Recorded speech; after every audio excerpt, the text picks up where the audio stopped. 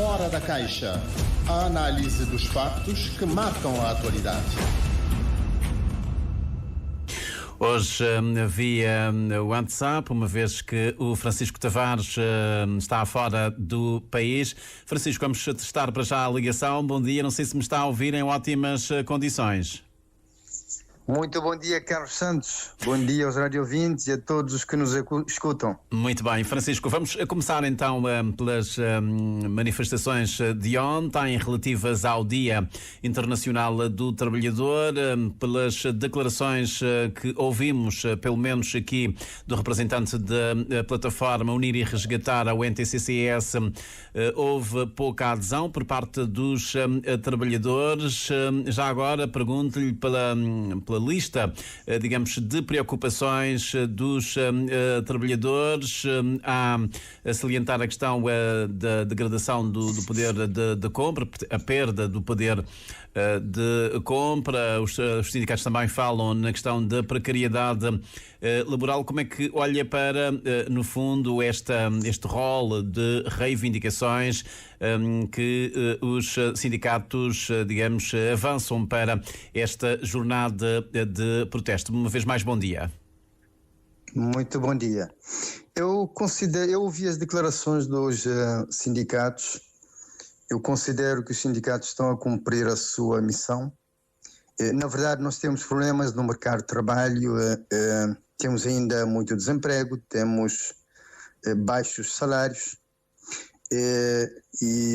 mas no essencial os problemas que citam estão devidamente tratados no acordo de consultação estratégica. Portanto, foi assinado um acordo de consultação estratégica em fevereiro passado.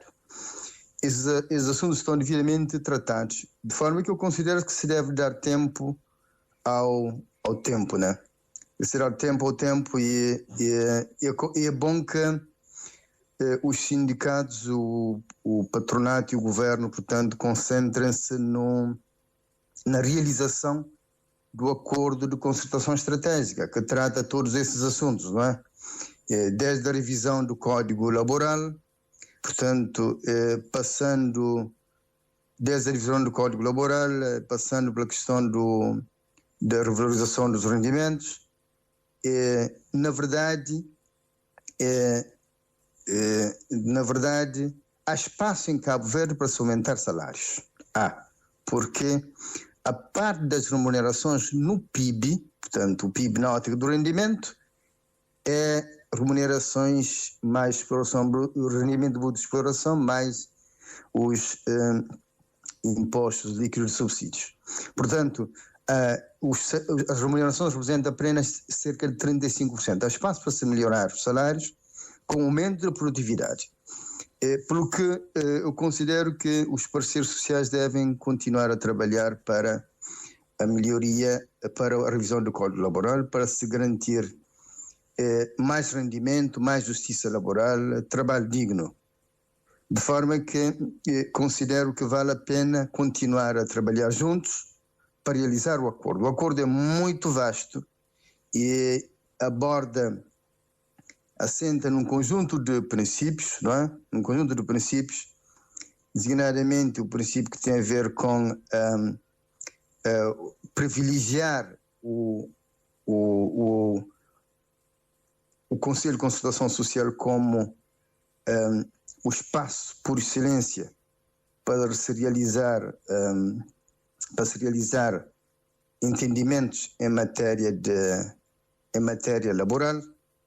E assenta no princípio do aumento dos rendimentos e assenta no princípio de que se deve promover a paz social, a estabilidade, a inclusão social, no princípio do diálogo e da concertação e confiança entre os atores. De forma que eu acho que convém concentrar-se na realização do acordo de concertação estratégica. Francisco Tavares, quando diz que há margem em Cabo Verde para se aumentar os salários, portanto não é esse o entendimento do patronato, eles falam numa excessiva carga fiscal e que era preciso aqui haver alguma reforma, digamos, laboral e fiscal, porque as empresas estão sem margem, digamos, para aumentar os salários. Quer comentar? Ora, nós em Cabo Verde tem havido uma reforma profunda do sistema fiscal, Nós estamos a reduzir do sistema fiscal, tem-se reduzido o IRPC, não é? E a reforma do Código Laboral é também no sentido de se reduzir o IRPS e prevê-se que no próximo ano o IRPC atinja 20%. Portanto, é uma redução que dá mais espaço às empresas para pagar a melhores salários. Mas, sobretudo, convém dizer que é necessário avançar com a reforma fiscal por forma a alargar a base. Portanto, alargando a base, ou seja, quando mais gente passar a pagar, quando todos estiverem a pagar, ou pelo menos a maioria estiver a pagar, vai-se alargar a base, assim haverá condições para se reduzir os impostos e reduzir cada vez mais os impostos, e o Acordo de Concertação Estratégica prevê isso, reduzir os impostos e ao mesmo tempo aumentar, portanto, a carga fiscal, que é neste momento de cerca de 19,8% do PIB, o FMI diz que pode crescer até 27% do PIB, e isto sem se aumentar impostos, portanto, alargando a base. E é nesta via que nós devemos caminhar, né? Nós devemos caminhar, porque aumentando a base e reduzindo os impostos e arrecadando mais, tanto o país vai ganhando autonomia e previsibilidade e sustentabilidade com o orçamento do Estado, que já é financiado em boa parte pelas receitas próprias do Estado. E este é o sentido, isto cumpre o que nós acordamos a nível das Nações Unidas no âmbito do financiamento dos 200 centavos, que cada país deve procurar primeiramente financiar-se e só depois procurar financiamento externo, não é? E como é que o Francisco olha para... condições para se avançar, ou seja, a economia tem espaço para se melhorar salários, mas é necessário que se melhore a produtividade. Melhorando a produtividade, portanto, pode-se melhorar os salários sem se entrar em espirais inflacionistas. Não é? E como é que o Francisco olha para este catálogo, digamos assim, de reclamações, de preocupações dos sindicatos? Falam no poder, na perda do poder de compra. Aqui os dados divergem. Há sindicatos que falam numa perda de 11%, outros de 15%, uma perda, digamos, acumulada. Eles falam também na precariedade laboral. Agora, os contratos a prazo, contratos de prestação de serviço em que os trabalhadores não têm direitos a férias e também a segurança social.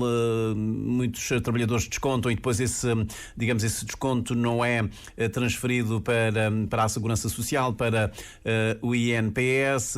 Tem também alguns receios, algumas preocupações em relação à sustentabilidade do próprio Sistema Nacional, do Instituto Nacional de Previdência Social. Há também aquela preocupação em relação a um possível aumento, digamos assim, da idade de reforma das mulheres, a morosidade, digamos, na justiça para as questões laborais. Como é que olha para este conjunto de reclamações e que, no fundo, são motivos que deveriam levar ontem os trabalhadores para as ruas? Eu considero que são aspectos que têm a sua legitimidade. Os sindicatos estão a cumprir o seu papel, mas é preciso todos empenhar nas reformas que estão previstas no Acordo de Concertação Estratégica. No referente à perda de poder de compra, efetivamente, nós tivemos uma taxa de inflação de 7,9% em 2022, 3,7% em 2023. Nós tivemos perda de poder de compra, todos nós sentimos isso, não é? Mas há compromisso para o aumento dos rendimentos e temos que trabalhar para o aumento dos rendimentos. E isto é possível com acelerando o crescimento económico, e para isso é preciso paz laboral. Acelerando o crescimento económico, portanto, a economia terá mais espaço para mais recursos, né, para se pagar melhor salário. É também verdade que há a precariedade laboral e é por isso que está-se a reformar a administração do trabalho, não é? Portanto, eu considero que eu também sou trabalhador, conheço muitas empresas, conheço situações de precariedade, portanto os sindicatos devem trabalhar juntamente com o governo e fazer a sua parte enquanto sindicatos para que se acelere a reforma da administração do trabalho, não é? Para que a administração do trabalho possa melhor inspecionar, melhor acompanhar e combater a precariedade laboral, por um lado. Por outro lado, e tudo isto está no espírito do Acordo de Concertação Estratégica. Também a questão dos descontos que não são transferidos para o INPS. Bom, o INPS deve não apenas ir do lado mais fraco, ou seja, do lado dos cortar direitos, mas deve sobretudo procurar com os empregadores, tanto fazer com que os descontos sejam transferidos, não é? Os descontos sejam transferidos. A questão da reforma do aumento da idade de reforma das mulheres para que descontem mais tempo e possam ter alguma equiparação do valor das pensões é uma questão de atualidade. Convém discuti-la com muita responsabilidade e sobretudo com muito rigor e muita tecnicidade também, não é? Porque as mulheres vivem mais tempo em Cabo Verde e em todo o mundo, né? As mulheres têm uma esperança de vida 6,6 anos superior à dos homens, né? E é preciso ter em conta que hoje as mulheres são mais capacitadas do que os homens em Cabo Verde. E já há mudanças sensíveis. Nós que andamos a estudar essa matéria, constatamos que já há mudanças sensíveis. Hoje, as jovens ganham em média mais do que os jovens, né? E assim sendo, a prazo, as jovens passarão a descontar mais do que os jovens. Portanto, isto vai ter impacto no valor da reforma. Portanto, bem, tendo em conta que as mulheres vivem mais tempo. Só para fecharmos esta parte. E já começam a ganhar mais, portanto, eu considero que convém discutir esta matéria com muita tecnicidade e muita frieza. Não está ainda em causa a sustentabilidade do INPS. O INPS, pelos últimos estudos atuariais, só em 2053 é que os resultados do exercício passarão a ser negativos. Estou a falar do cenário base, né?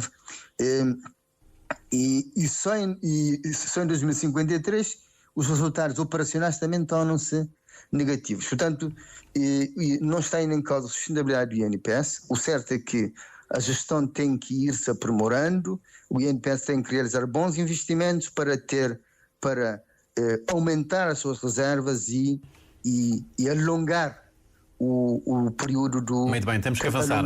Levar mais o período do colapso. Muito bem. Francisco, queria também ter um comentário seu em relação à cerimónia de ontem, comemorativa dos 50 anos da libertação dos presos políticos do campo de concentração do Tarrafal. Há algumas vozes que se levantam em relação ao discurso do Presidente da República, sobretudo quando diz que há um retrocesso ao nível da democracia e que há neste momento ameaças, tomando, digamos, como exemplo a questão do campo de concentração, e diz que em muitas partes do mundo essas ameaças estão de volta. Parece-me que era uma parte do discurso mais global, mais abstrata. Fala também na forma como a política está a ser feita ultimamente e que há alguns retrocessos. Portanto, essa parte do discurso é vista como, enfim, fazendo referência aqui a situação de Cabo Verde. Como é que olha para esse discurso? Há quem diga também que José Maria Neves, enfim, se cedeu ao fazer esse tipo de discurso numa cerimónia com a presença de chefes de Estado de alguns países irmãos, países naturalmente estrangeiros. Eu tenho a minha posição. Não há retrocesso em matéria de democracia em Cabo Verde.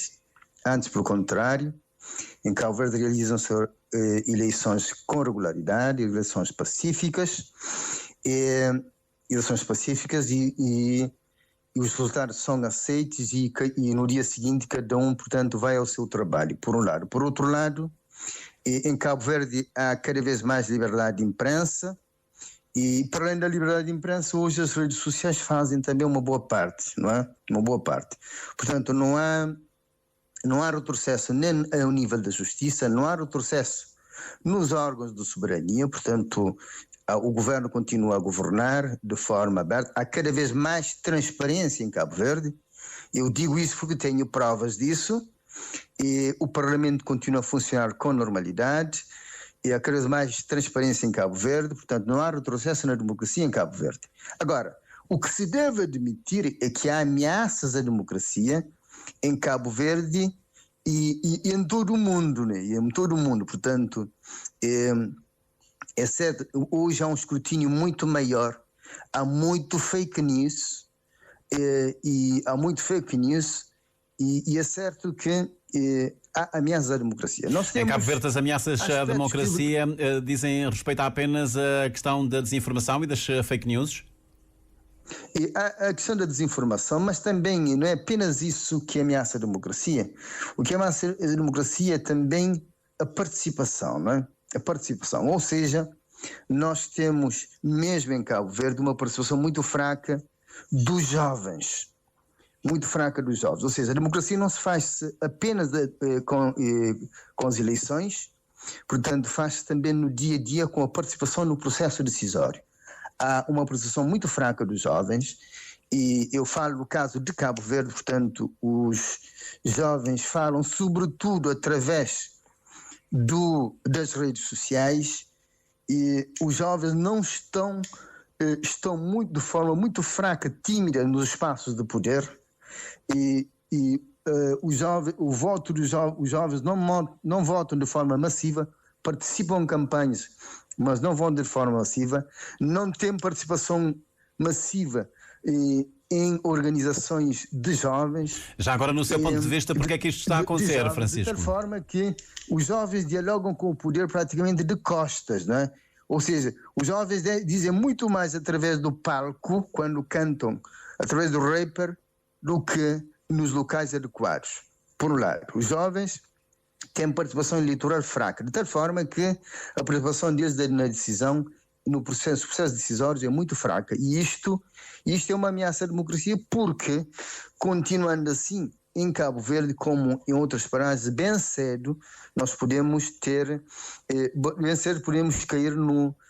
em situações em que partidos extremistas aparecem e avançam, não? E já agora, na sua opinião, porque é que há esse desencanto dos jovens em relação à política? Porque é que se estão a colocar à margem, digamos assim, da participação política? Não, isto tem a ver com a classe política. A classe política tem que ter inteligência suficiente para dialogar com os jovens, a nível local quanto a nível central. Ou seja, para interessar cada vez mais os jovens para o diálogo com o poder. O diálogo com o poder. Portanto, este é o desafio para a classe política, sobretudo a nível local. Um diálogo mais credível com os jovens, por forma que... mais credível com os jovens. Aliás, eu defendo até que o governo deve, bem antes das eleições autárquicas, tão cedo quanto possível, realizar um estudo a nível nacional sobre as expectativas dos jovens, por forma a que o governo possa, por forma que, para já, os próximos candidatos às eleições autárquicas tenham plataformas, realizem campanhas e tenham plataformas e a próxima geração de autárquicas procure trabalhar por forma a aprofundar o diálogo com os jovens, a dialogar com os jovens porque dialogando com os jovens, portanto, eles participam melhor. Mas, para além disso, se o governo realizar um estudo sobre as expectativas dos jovens, a próxima geração de autarcas deve procurar, juntamente com o governo, alinhar-se com as expectativas dos jovens. E, conhecendo as expectativas dos jovens, estarão em condições de melhor dialogar com os jovens, em condições de alinhar as políticas públicas com as expectativas dos jovens, por forma que os jovens passem a acreditar mais e melhor no presente e no futuro do seu país, e em vez de deixar o país, portanto, empenhem em aproveitar as oportunidades que existem em Cabo Verde. Muito bem, Francisco, já que está a falar na questão das eleições e das autárquicas, nós já havíamos também aqui no Fora da Caixa comentado a lista, os cabeças de lista do MPD para as autárquicas que deverão realizar-se entre novembro e dezembro deste ano. Vamos fazer, obviamente, o mesmo em relação aos cabeças de lista que já foram apresentados pelo PAICV. Há algum nome, há caras novas que lhe tenham chamado a atenção? Não, eu vi a lista que o PSV apresentou aos autárquicos. O PSV deu um sinal apresentando duas mulheres, mas foi muito tímido, não é? Muito tímido, porque já teve presidentes de Câmara em Santo Antão, duas, aliás, e não saiu de Santo Antão, não é? Pergunto-se porque é que não escolheu uma única mulher na Ilha de Santiago, no Fogo e em outras ilhas, não é? Portanto, foi ainda muito tímido. Podia ir muito mais longe, mas de qualquer forma deu um sinal. Eu queria... Deu um sinal e o MPD, portanto, o MPD também não apresenta nenhuma mulher como cabeça de lista. Exatamente, eu já tinha comentado isso. E como disse, a desvantagem que as mulheres têm na política e em outros setores tem que ser corrigida. E para isso há que impulsionar. Não se pode continuar a submeter as mulheres, portanto, a meros regulamentos internos dos partidos.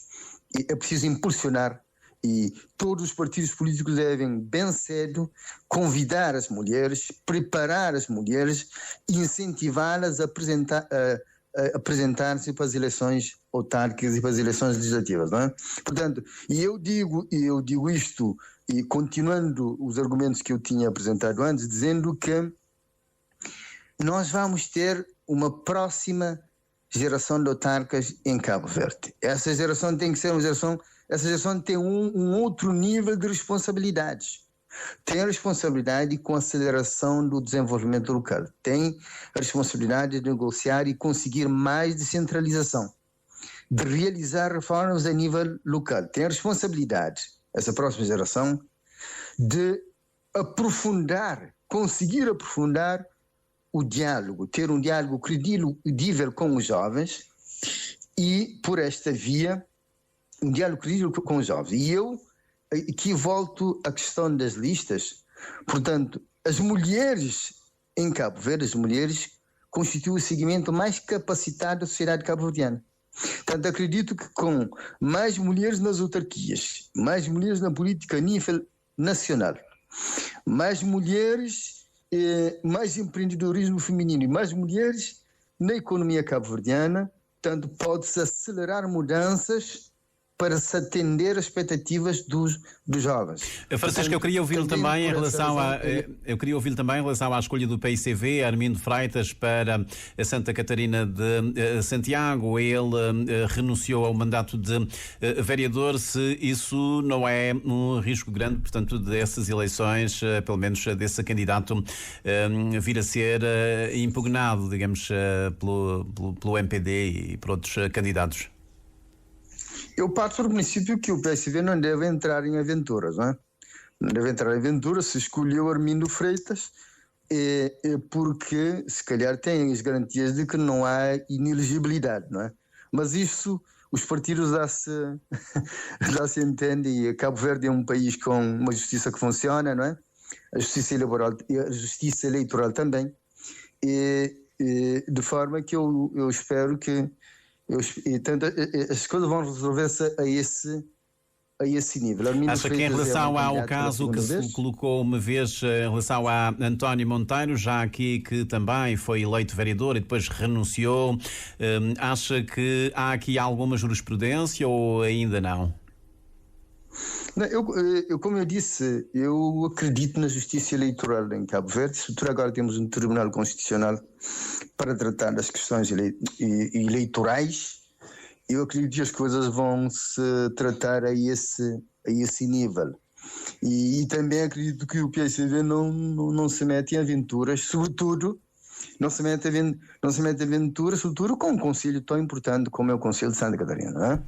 Portanto, que não se mete em aventuras. Portanto, mas isto, a justiça eleitoral, o Tribunal Constitucional há de dirimir. Muito bem, Francisco, estamos quase a terminar este Fora da Caixa. Em relação aqui no município da Praia, adivinham-se disputas bastante renhidas entre Francisco Carvalho e Abrão Vicente, atual Ministro da Cultura e das Indústrias Criativas, o MPD, o próprio Presidente do Partido, Ulisses Correia e Silva. Ontem mesmo na televisão, o Secretário-Geral do MPD reafirma que a grande prioridade é recuperar a Câmara Municipal da Praia. Bom, e se o MPD perder a Câmara, aliás, se a Câmara se conservar, digamos, na esfera do PICV, que consequências, que ilações é que o MPD e o Presidente do Partido podem retirar?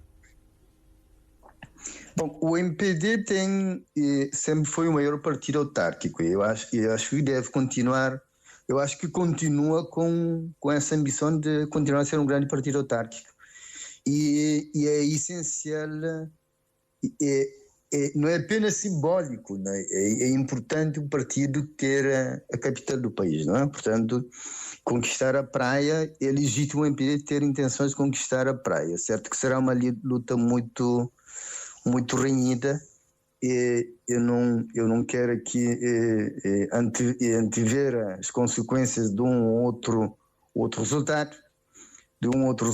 Portanto, o Francisco Carvalho está no poder, está a fazer o seu percurso, aliás, já está praticamente no fim deste mandato.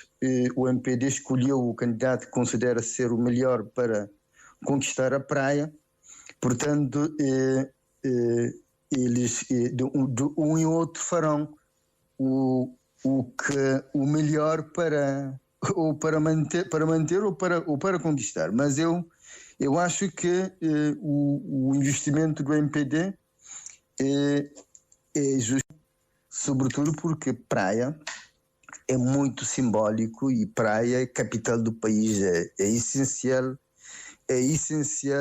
um partido estar a governar a capital do país, e o MPD, portanto, ao perder a cidade da Praia, embora continuou com a maioria das câmaras municipais em Cabo Verde, e perdeu, portanto, um conselho muito importante. Muito bem. É muito importante, e eu acho que o MPD deve, muito importante, e é assim legítimo que o MPD queira recuperar a praia, não é? Francisco, muito obrigado então por ter estado connosco neste Fora da Caixa, hoje excepcionalmente via WhatsApp, por não se encontrar no país. Analisámos e comentámos alguns temas que marcam a atualidade informativa, desde logo as manifestações de ontem, Dia Internacional do Trabalhador, as comemorações dos 50 anos da libertação dos presos políticos do Tarrafal e a lista do PICV para as autárquicas de 2020.